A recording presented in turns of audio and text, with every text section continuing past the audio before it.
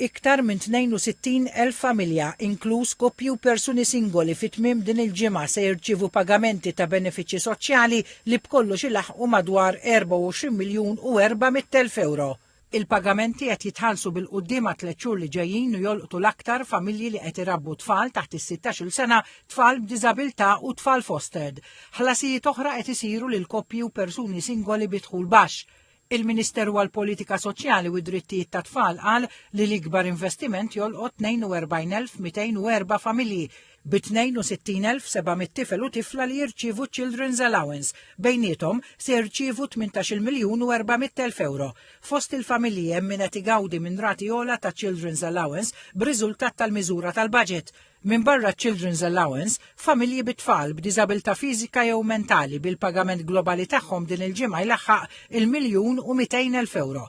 Ħlasijiet oħra ta' madwar 370,000 euro ser imorru għand 169 familja li jiffosterjaw numru ta' tfal.